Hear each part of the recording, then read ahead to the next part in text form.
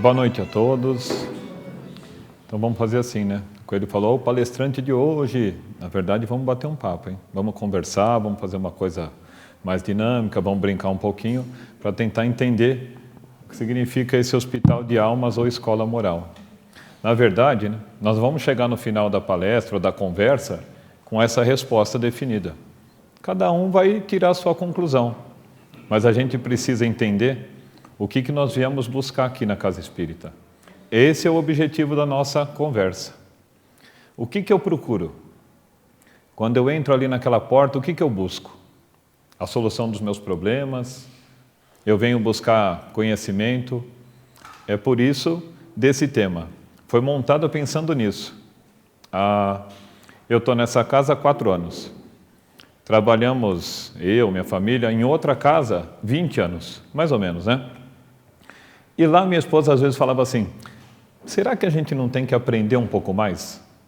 Será que é só ir trabalhar? Claro, estamos indo, trabalhando, ajudando os irmãos que vêm em busca de amparo. Mas e o aperfeiçoamento nosso? E o nosso conhecimento, onde ficava?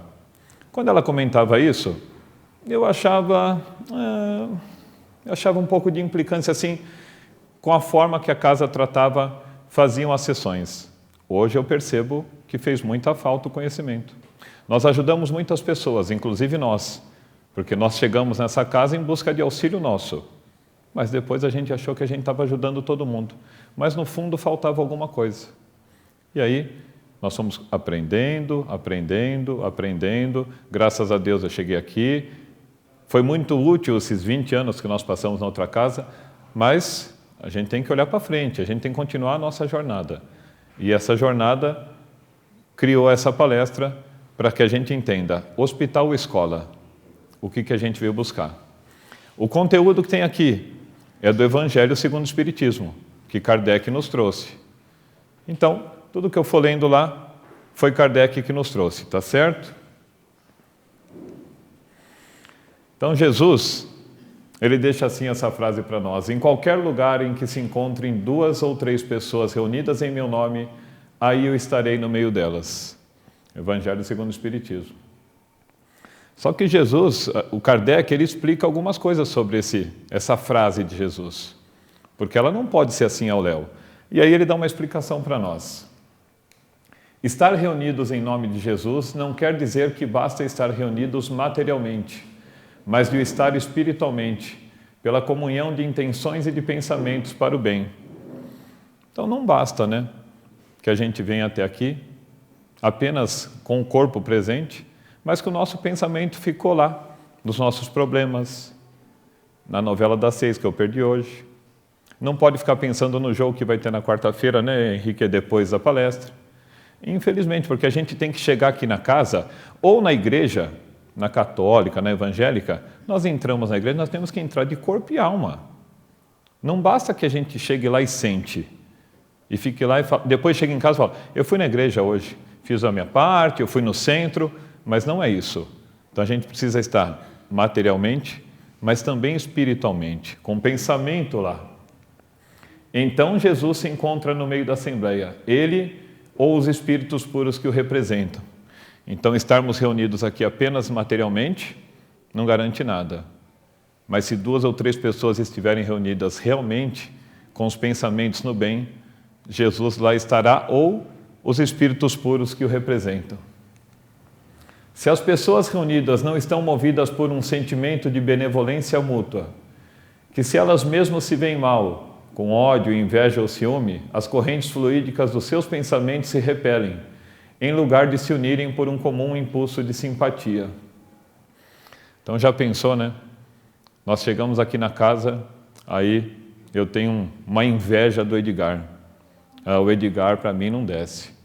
Ou se não o Luiz, que é meu parceiro das minhas palestras, também não me dou bem com o Luiz. Tenho um ódio pelo Luiz. Vai adiantar estar reunido aqui em nome de Jesus? Se eu tenho ódio por alguém, se eu tenho rancor, se eu tenho mágoa. Porque não é porque nós estamos aqui que somos todos santos, hein? Não tem nenhum, eu acho. Você também não, Coelho. Não adianta você ficar olhando essa carinha, não. Então, nós temos problemas, nós temos dificuldades, mas nós temos que tentar nos reunir esquecer essas imperfeições nossas. Eu tenho que aceitar o jeito que o Edgar é. O Luiz é a mesma coisa. E o Luiz também tem que me aceitar, porque a gente fica nessa brincadeira o tempo todo. Então, nas igrejas também acontece. Eu sei que não é a palestra sobre igreja, mas só que acontece também. O pessoal tem ciúmes. Porque o pastor fala mais com aquele. Ou o pastor fala mais com esse. E aqui, pode ser que alguém fale, mas o coelho protege o fulano. Não, o coelho faz tal coisa. Então, nós temos que esquecer essas coisas. Nós temos que entrar na casa, tanto os trabalhadores como quem vem para assistência, em busca de alguma coisa. Esqueçamos. Se de repente nós chegarmos aqui, alguém chegar, o Giba está lá na porta, o Giba não vê alguém e não fala boa noite, não é por isso que nós vamos ficar nervosos com o Giba. Pode ser que ele não tenha visto. Mas pensou a gente já passar pelo Giba e falar, esse cara já não me cumprimentou. Aí ele já entra aqui batendo o pé. Aí chega aqui e já acha que está tudo ruim. Aí como é que pode o pensamento estar no bem?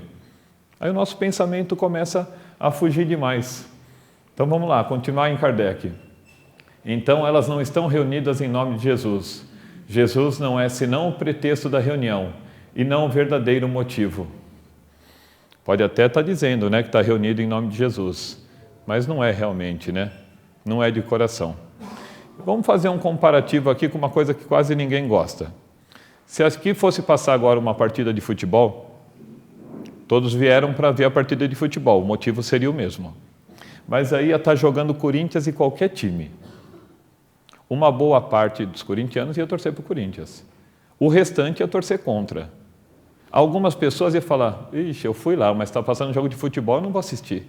Cada um ia ficar com o pensamento voltado para uma coisa. O pensamento não ia ser o mesmo. O Henrique cada ataque do outro time, o Henrique ia arrancar os cabelos. Já o Edgar ia ficar todo felizão. Aí se o Corinthians fizesse um gol, ia ser uma festa de uma parte, da outra ia ficar ou chateado, ou não ia gostar, e assim vai. Mas o pensamento nunca ia ser o mesmo. Parece uma grande bobagem, eu estar comparando com futebol. Mas nós estamos na casa espírita. Mas aqui Kardec fala sobre os pensamentos. E se nós vamos num local para fazer o bem, para buscar o bem, o nosso pensamento tem que estar nisso. Nosso pensamento não pode estar vagando por outros lugares. E Kardec insiste muito nisso. Então, estejamos materialmente, claro, espiritualmente e com os nossos pensamentos sempre no mesmo caminho, o caminho do bem.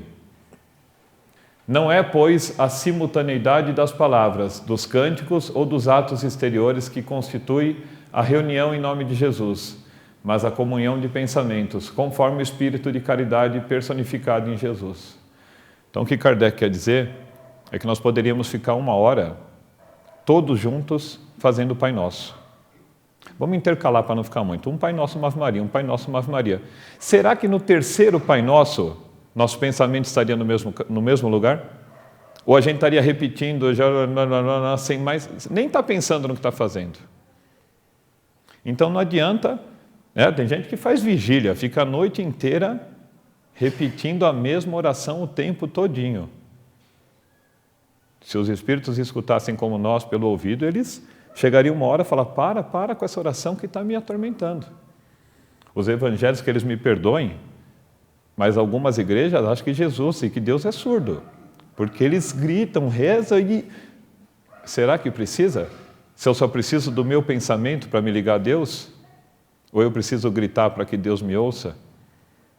Então, Kardec deixa bem claro, não importa repetir palavras, o importante é estar com o pensamento. Quanto tempo? Às vezes por 10 segundos. Se o meu pensamento for bom, 10 segundos. Se eu me ligar com Deus em 10 segundos, é muito melhor do que eu ficar o dia inteiro rezando.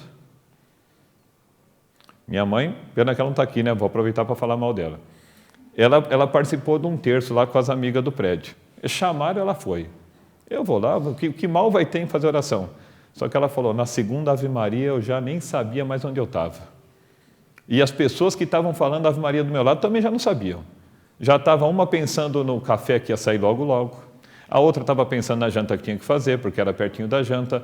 Ela falou, eu fui e tudo, mas não dá, os pensamentos não batem. Então, Kardec deixa bem claro isso. Não são os cânticos, não são repetições, orar da mesma forma, está tudo no nosso pensamento. Aí vamos lá. Se a gente quer descobrir O que nós viemos buscar na casa espírita? Vamos colocar assim os motivos que levam as pessoas à casa espírita. Eu separei em 3 motivos para a gente conversar. A grande maioria vem pela dor. Tantos outros pela curiosidade. Pouquinho pelo amor. Se fosse num gráfico, seria mais ou menos assim, ó. O vermelho lá da dor, a curiosidade e o amor bem estreitinho. Aí vamos tentar entender essas 3 coisas que nos levam ou nos traz à casa espírita. Antes de falar disso, ó, isso aqui desde a primeira vez que nós conversamos, o Coelho falou desse gráfico, eu achei interessantíssimo dessa imagem. No dia de cura, se aqui a gente colocasse uma placa lá, dia de cura, cirurgia espiritual, resolva todos os seus problemas, a fila ia ser daquele jeito, porque todo mundo quer se curar. E aí no dia que tem um estudo, do lado de lá, até aquela fila está grande, eu estou achando, não está não? Porque as pessoas do estudo já teriam lá dentro. Porque é muito mais fácil eu ir buscar a cura, eu vou ficar aqui. Mas vai demorar 5 horas, não tem problema. É para a minha cura, eu vou. É aqui que eu vou ficar. Mas ali você fica 50 minutos estudando o Evangelho, vai te fazer bem também, mas não vai me curar. É engano, mas isso acontece 100% das casas espíritas. Não dá para falar 100%, né? Mas deve ser 99,9%. Vamos lá entender, os motivados pelo amor. O que eles vão buscar? Adquirir conhecimento espiritual. Bom, se eu acredito que aqui em volta tem um mundo invisível, tem espíritos aqui do meu lado desencarnado, eu quero pelo amor entender o que eles estão fazendo aqui do lado. Então tem um mundo espiritual que eu vou, depois que eu desencarnar, eu quero conhecer isso. Por que eu vou tomar esse susto quando eu chegar lá? Melhor eu já ter um pouquinho de conhecimento. Isso pelo amor. Vou adquirir esse conhecimento pelo amor. Aprimorar as qualidades morais. Agora não vou poder usar o exemplo do Luiz. Mas imagina que o Luiz, um cara caridoso ao extremo, ele veio na casa espírita e ele vai entender, estudando, que ele pode ser muito mais caridoso ainda. Além de fazer aquela caridade moral, de entregar alguma coisa, uma comida, um agasalho, ele pode fazer o bem por pensamento, em oração para outras pessoas. Ele vai aprimorar o que ele já tem. Então, também ele veio pelo amor buscar isso. Já no caso do Edgar, ele vinha mais para corrigir as imperfeições, porque ele pode ser que tenha algum vício, ele não coma bem, ele goste de uma jogatina, ele fica... Edgar? E por aí afora, se eu for falar todos os defeitos do Edgar, nós vamos passar das 10 horas da noite aqui. Então, corrigir as imperfeições é uma coisa que nós temos que aproveitar na casa espírita. Porque não adianta a pessoa ficar aqui na frente, às vezes falando assim, é bom ser caridoso. Mas se isso não entrar em nós, que isso é importante, não vai resolver nosso problema. A gente escuta muito falar aqui sobre o orgulho, sobre egoísmo. Nós temos que escutar, às vezes, falar sobre egoísmo e falar, mas eu ouço tanto sobre egoísmo, será que isso cabe para mim? Porque tudo o que acontece aqui na palestra, tudo que a gente lê no Evangelho, se a gente souber peneirar, nós vamos perceber que tudo é para nós. Tudo tem um pouco para nós. Fala, mas eu não sou egoísta. Você que pensa, ou nós que pensamos, porque a gente nunca acha que tem imperfeições, mas nós temos de monte. Então, indo pelo amor, nós podemos corrigir nossas imperfeições. Os motivados pela curiosidade, alguns querem assim, antigamente a pessoa só queria saber o futuro, mas hoje em dia virou moda querer saber o passado também. Se foi rainha, rei, príncipe, a duquesa não sei de onde. Como diz o Coelho, ninguém foi faxineiro em lugar nenhum. Já viu alguém falar, fiquei sabendo de uma vida anterior, fui faxineira. Do palácio, não, fui de um casebre lá, eu limpava o banheiro. Ninguém fala isso. Todo mundo foi no passado, ou princesa, rei, duque, pode reparar. E o que vai mudar para nós saber o passado? Se Deus nos faz esquecer o passado, algum motivo justo tem, né? Quem somos nós para falar, não, eu quero saber o passado. Ainda assim, se soubesse o passado e melhorasse, bom, eu fiquei sabendo que eu fiz tal coisa, eu preciso melhorar. Ainda ia lá. Mas a maioria coloca a culpa no passado. Por isso que não dá certo. Eu fui tal coisa. Eu não vou melhorar nunca. E é o contrário, né? Então, o futuro a Deus pertence. E o passado é nossa experiência. Deixa ele lá. Quando chegar o momento certo, nós vamos descobrir o que fomos. Tem pessoas que são assim, eles querem saber se algo dará certo. Às vezes eles chegam aqui para pedir orientação aqui, lá na outra casa que a gente frequentava, até muito mais do que aqui. Estou pensando em trocar de emprego. Acha que vai dar certo? Mas quem somos nós para achar se vai dar certo? Quem é a melhor pessoa para avaliar se uma coisa vai dar certo na vida de vocês? Ou vocês vão achar que um espírito bom, puro, que tem muito mais coisa importante para fazer, vai ficar aqui esperando vocês perguntarem alguma coisa. Imagina eu chegando para um espírito falando, será que eu troco de emprego ou não? Se ele pudesse, ele me mandava ir plantar batata, né? Porque cabe a nós decidirmos as coisas para nós. Aí vem um espírito qualquer, que não deve ser um espírito bom, e fala, troca de emprego, vai ser bom para você. Aí você não se esforça no emprego, você vai ser mandado embora desse emprego ou não vai dar nada certo. Em quem você vai colocar a culpa? Lá naquele espírito. Mas de quem são as decisões? Nossa! Nós escolhemos tudo, desde a nossa chegada, a nossa partida, o que nós fazemos na nossa vida, a nós cabe decidir tudo. Porque sabe o que acontece? Tudo que a gente decide, nós vamos responder por isso. Não adianta chegar depois na erraticidade, ou prestar conta dos meus problemas aqui, vou ver o que eu fiz. Vou colocar a culpa em quem? Na minha esposa? Não dá. As escolhas foram minhas. E eu tenho que responder por tudo que eu faço. Então, não adianta chegar na casa espírita e falar, estou precisando de uma ajuda. Me passa os números da Mega Sena aí que eu queria ganhar. Não adianta, não vai adiantar, essa curiosidade não vai ter. E tem pessoas que adorariam saber se tem um obsessor atrasando sua vida. Presta atenção que eu coloquei lá, eles querem saber se tem um obsessor. Porque você fala para a pessoa a forma que é para se livrar, é só para saber mesmo, porque aí vira desculpa perfeita. Nada na minha vida dá certo também, lógico. Tem um obsessor, fui lá no centro, falou que eu tenho um obsessor, mas você resolveu? Não, eu vou ficar com ele aqui abraçadinho comigo, que é a minha desculpa perfeita. Não vou mais fazer mais nada. E aí, tem muito mais curiosidade, hein? Mas fomos só nos mais importantes. Motivados pela dor, que essa é a grande maioria, né? Alguns vêm em busca de consolo por uma perda. É triste, né? Quando a gente perde um ente querido, perde o pai, a mãe, um filho, um irmão, é sempre doloroso. Mas, se tivermos conhecimento que a vida continua, que é uma separação, como o Luiz falou na palestra de quarta-feira, é uma separação. Eu vou ficar por um tempo longe dessa pessoa, desse espírito, mas eu vou reencontrar de novo. Já não seria o consolo? Mas a pessoa, às vezes, vem buscar esse consolo naquela tristeza, na tristeza que ela carrega da saudade. Às vezes a pessoa vem, não é uma crítica, hein? Porque todos nós passamos por isso, tudo isso que eu estou falando, experiência própria. A gente perde alguém, a gente fica com aquela coisa, mas eu não vou encontrar mais. Se alguém falar assim para você, mas ele foi, está em paz, está no mundo dos espíritos, você não quer nem saber. Se você falar para alguém que perdeu a mãe, por exemplo, fala assim, lembra dos momentos bons que você passou com a mamãe. Não fica preocupado com a perda agora. Lembra das coisas boas. É falar, é verdade, mas eu não vou ter mais os momentos bons.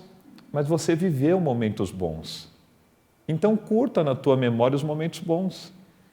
Não fique pensando na perda. Mas é difícil. Claro que é difícil. E o que vai nos dar essa segurança? É saber sobre o assunto. Então, se a pessoa chegar aqui porque perdeu alguém, ela tem que se informar. Não dá para chegar aqui, ninguém vai consolar assim, isso, chora mesmo, chora porque você não vai ver mais. Não tem muito o que dizer. O que a gente pode falar? Aprenda. Veja o que acontece com o espírito depois que desencarna. Nós vamos nos encontrar de novo. Essa é a grande certeza. E essa certeza devia ser o consolo que a gente procura. Então, muitos procuram pela perda, e a perda a gente vai aprender com a espiritualidade que ela é só uma separação. Para sanar dores físicas, tem pessoas que, por qualquer dor, vai à casa espírita. Algumas dores são causadas por problemas atuais. A gente não come direito, fica com o estômago ruim. A gente dorme pouco, o sistema nervoso fica abalado. Não é? A gente não pratica atividade física, o corpo vai começando a ficar ruim. E assim vai. Outros problemas são de de encarnações anteriores, não são de problemas atuais. São coisas que nós trazemos, que nós escolhemos para vir com elas. Eu sempre brinco com isso, quando minha mãe está... Nós já fizemos essa palestra, minha mãe tem um problema na coluna sério.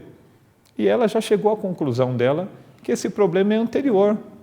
Claro que agora o peso dela agrava, ela tem um pouco mais de dificuldade, porque ela nunca fez atividade física, mas ela tem uma consciência que isso ela trouxe. E ela tem que enfrentar todos os dias. Ou o que ela vai fazer? Vai se entregar? Vai deixar? Não, tem que enfrentar todos os dias. E quando é que nós vamos entender que alguma dor ou algum sofrimento que nós passamos é de hoje ou é de ontem? Com o conhecimento. Mas muitas pessoas vêm por causa de dores físicas. Às vezes alguns centros falam que vai ter a cura, vai ter isso, vai ter aquilo, mas tudo depende de nós vamos chegar nisso ainda. Pelo sofrimento de um ente querido. Se a gente pudesse resolver todos os problemas dos nossos filhos, não teria nenhum filho na casa espírita, só teria mãe e pai. Nenhum filho. A dirigente do centro onde a gente ia, ela dizia que se mãe pudesse desenvolver a mediunidade pelo filho, era a mãe que ficava. Tem algumas mães ainda que devem falar assim, né? Coitadinho, mas ele vai ter que ir toda semana lá na casa espírita? Vai ter que estudar? Vai, é para o bem dele. Ah, coitado. Mas ele está sofrendo tanto, ele está sofrendo, ele precisa sair do sofrimento, né? Agora, ele está com o espinho enfiado no pé. Quem vai resolver o problema dele? Ele mesmo. Então, o sofrimento das pessoas que nos rodeiam, nós podemos ajudar? Sim. Mas a boa vontade da pessoa é o principal combustível para resolver o problema. Nós podemos só auxiliar. Pai, mãe, tio, irmão, lógico. Está sofrendo, lógico que nós vamos amparar. Quem não vai amparar? Quem não vai, de repente, fazer uma oração pelo filho, pela mãe, pelo pai? Todos, né? Mas não pode ser só isso. Filho, fica aqui em casa bonitinho nesse frio, que o papai e a mamãe vai lá orar por você. Não tem cabimento. Mas nós, como pais, se bobear, nós fazemos isso, Espero que não caiba carapuça em ninguém, não. Só para mim e para minha esposa, tá? Para vocês não vai servir, não. Por conflitos familiares. Quantas pessoas vêm, não se dá bem com o marido, não se dá bem com a esposa, com o meu filho, com o primo, com a mãe, com a sogra, seja lá com quem for. Mas por que será que eu não me dou bem? Será que a gente se pergunta isso antes de vir aqui, sentar de repente na orientação e falar, olha, eu não me dou bem com a minha esposa. Por quê? Ela não gosta que eu faça tal coisa. Por que você faz? Deixe de fazer tal coisa. Pode ser que melhore o conflito. Não, mas não... Tem coisas que não dá para resolver. As pessoas mesmo têm que resolver. Tem outro problemaço que o Espiritismo resolve se a pessoa estudar. É certo já que as pessoas que vêm na nossa família, eles são da nossa família mesmo. Eles vieram, como diz o coelho, a cegonha não veio e largou por acaso, errou a casa. Os nossos filhos são nossa responsabilidade. Nós temos que educar, criar, tudo bonitinho. Os nossos irmãos, tudo. E por que às vezes sai conflito dentro da família? Porque nós estamos juntos, porque na outra encarnação, provavelmente, a gente se degladiou, um fez mal para o outro.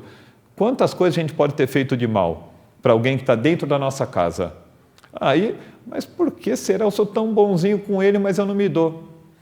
Tem uma razão. Se você começar a estudar direitinho, você vai entender por que tantos conflitos dentro da família.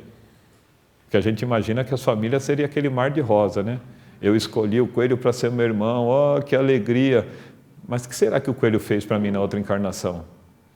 Ou o que será que eu fiz para o coelho, na outra encarnação, agora para aguentar? E para o Luiz, então, misericórdia. E aí sim, aqui algumas pessoas vêm para se livrar dos obsessores. Aí eles querem mesmo, não é a pessoa que é só curiosa. Ele quer saber mesmo o que acontece. Por que esse espírito está aqui? Por que ele fica do meu lado e consegue me influenciar? Quando a pessoa consegue entender o porquê que é, resolve o problema. O sofrimento acaba. Mas na maioria das vezes, como a minha família pensou por 20 anos, a gente ia toda semana na casa espírita para que a casa espírita resolvesse o problema do meu obsessor. Quando quem se ligava com ele, era eu mesmo. Eu me ligava com ele o tempo todo, ele ficava comigo. Aí chegava no dia lá do trabalho, da desobsessão, pronto. Afastava o obsessor. Eu saía de lá todo pirilampo, saltitante, no outro dia já estava com problema de novo. Lógico. E é o que acontece com a maioria. Porque essa influência dos espíritos que estão desencarnados, nós é que atraímos. Nós deixamos que eles fiquem ligados a nós. Tem pessoas também que vêm pelo passe. Mas até, sim, só para a gente elucidar um pouquinho. O passe é uma transmissão de fluidos, não é uma transmissão de milagres. A gente não entra na sala de passe e fala, agora sim, vou sentar aqui, vou resolver todos os meus problemas, sair do passe, que alívio. Mas que alívio, agora eu vou passar essa semana bem. Quando está faltando 5, 6 dias, já vai chegar outra semana de novo, tomo outro passe, fico tranquilo. É só uma transmissão. O médium está lá, de boa vontade, transmite um pouco do seu magnetismo, do seu fluido às vezes, mas a maioria do fluido é espiritual. São os espíritos que transmitem esse fluido, como pode estar transmitindo agora. Alguns devem estar recebendo esse fluido espiritual agora, estando com o pensamento bom, nem precisaria do passe. Mas a pessoa acha que tomando passe uma vez por semana resolveu o problema. Nem preciso prestar muita atenção na palestra, não. Vamos só para o passe direto, que aquilo lá já vai resolver. Então é uma transmissão de fluidos. Não dá para ter milagre nisso, hein? Depende muito, boa vontade em transmitir, tanto quanto para receber. Se o médium está lá para dar o passe e também está com o pensamento meio na nuvem, da mesma forma que quem recebe, às vezes chega lá, sente e fica pensando, será que eu tirei a roupa do varal, mas está ameaçando uma chuva danada, acabou o passe. E agora? Bom, mas já tomei o passe, vou em frente. Quando a gente entra na sala de passe, é um momento de concentração e a última frase que se fala lá é pensamento em Jesus. Vai ficar quanto? 20 segundos? 30 segundos com o pensamento em Jesus. Experimente reparar em quantas desses 30 segundos a gente se desliga um pouquinho do pensamento em Jesus. E não é anormal. É uma coisa normal. É nós temos dificuldade de fazer isso. Até nós que damos o passe, nós precisamos se concentrar muito, porque às vezes se bobear, você sai daquela ligação com Jesus. Porque somos normais, né? Temos dificuldades, temos as nossas imperfeições e temos os nossos problemas do dia a dia, que é difícil se desligar deles, né? Às vezes a gente está aqui na palestra, às vezes o que a pessoa está falando aqui é diretamente para nós, mas nós estamos com aquela preocupação, não liguei para aquela pessoa para resolver aquele problema. De repente, aquela frase que a pessoa acabou de falar era diretamente para nós. Podia nos ajudar muito, mas o nosso pensamento dá uma viajada. E por final, toda a literatura fala que o passe auxilia o tratamento. É só um complemento. Na outra palestra eu fiz uma comparação do passe assim. Eu tenho no meu dedo um espinho, ou uma ferpa daquela de madeira que dói até lá dentro do osso. Se eu tomar um passe, seria como tomar um analgésico para essa dor do meu dedo passar. Mas o espinho continua lá. Se eu não remover o espinho, passa o analgésico, passa o efeito do remédio, a dor vai voltar. Enquanto eu não remover. Então, o nosso problema espiritual, ele precisa ser resolvido. Não adianta a gente adiá-lo com o passe. Falar, vou tomar o passe. Tem pessoas que se sentem muito bem com o passe. Sabe por quê? Porque naquele momento consegue se conectar com a espiritualidade amiga, com os amigos do mundo espiritual e se sente melhor realmente. É o auxílio e não a solução do problema. Então nós precisamos desvincular essa coisa do eu vou tomar passe toda semana, eu vou ficar bom. Vai ficar bom, se você fizer a tua parte, do aprender. Aí a missão da casa espírita, para que tudo isso possa acontecer, receber tanto na dor como no amor, né? Oferecer ambiente acolhedor para as pessoas. Não vamos confundir, né? Não é uma poltrona para chegar aqui e colocar os pés para cima, não é isso o ambiente acolhedor.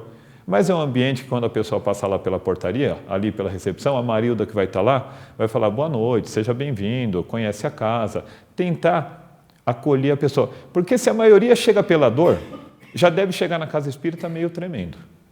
Tem umas que não sabe bem o que vai encontrar lá, se vai encontrar batuque, vela, alguém fazendo um chocalho, alguma coisa, não sabe o que vai encontrar. Tem pessoas que não sabem o que tem dentro da casa espírita. Se a pessoa na porta já der um sorriso, seja bem-vindo, vem aqui, o nosso salão é assim, esse é o ambiente acolhedor. É isso que faz com que a pessoa se sinta bem. Então é uma das missões da casa. A outra é ministrar palestras instrutivas.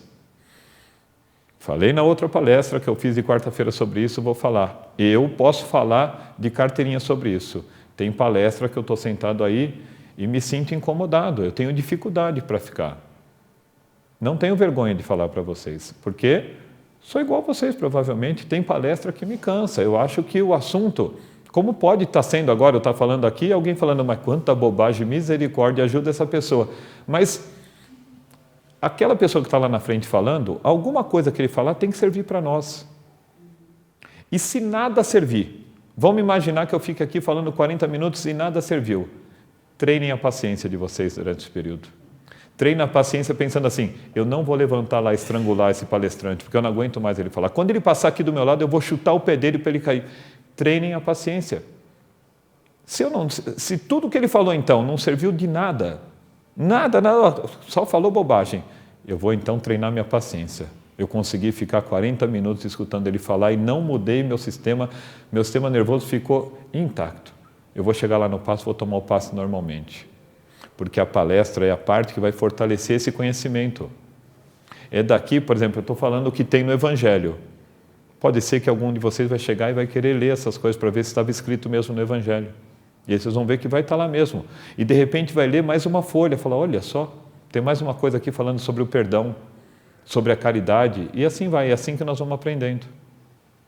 Então, a palestra, nós sabemos que às vezes, e não é por má vontade, às vezes a pessoa que monta a palestra acha que aquele assunto é o melhor, que aquela forma de passar é o melhor, mas às vezes nós estamos aí cansados do dia de trabalho, preocupados com outras coisas e nós achamos que tudo aquilo que a pessoa falou, nada serviu para nós.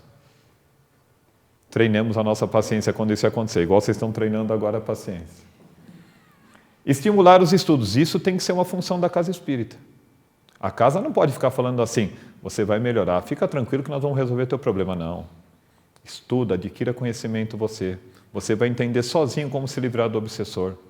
Você vai entender como que funciona, que do teu lado tem um espírito que está na radicidade nesse momento, não está encarnado, ele não está em nenhum lugar. Ele não está trancafiado num lugar, estudando em outro, nada disso. Ele está aqui perto de nós.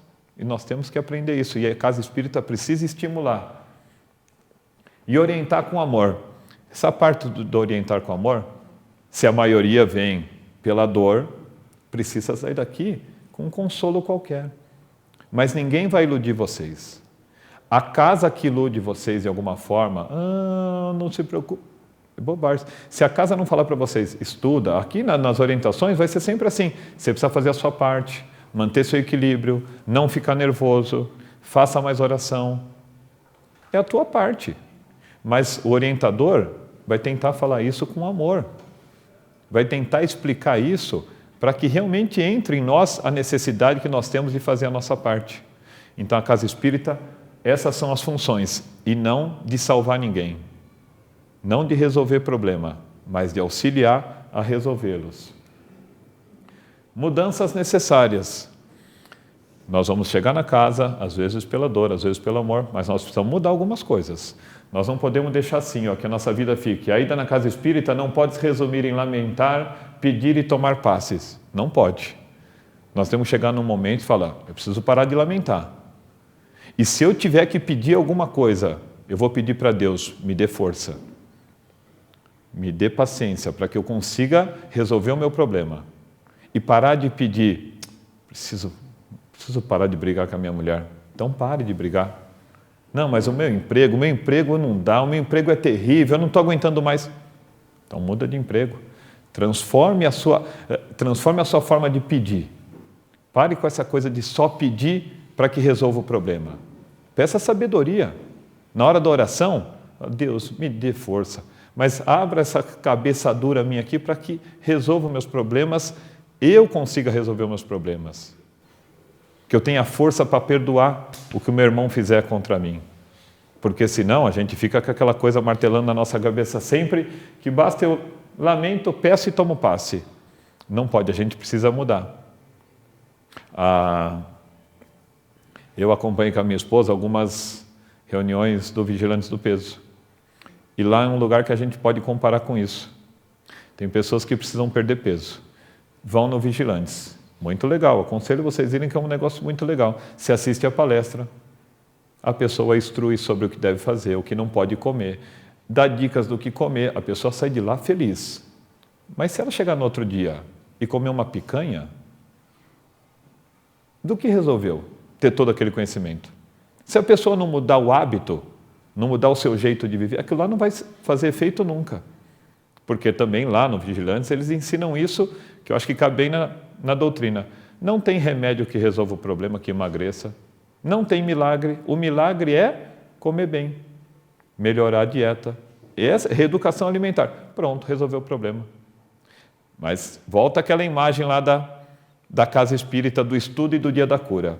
Se colocar ali uma placa, emagreça 30 quilos em uma semana, lota de gente.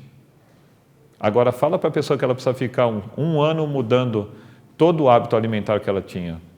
É difícil, né? A pessoa vai querer emagrecer em uma semana. E é o que acontece um pouco com a gente. A gente quer a solução do nosso problema na casa espírita, ou seja, em qualquer lugar que for. E a solução do nosso problema está nas nossas mudanças. Reconhecer e corrigir as imperfeições.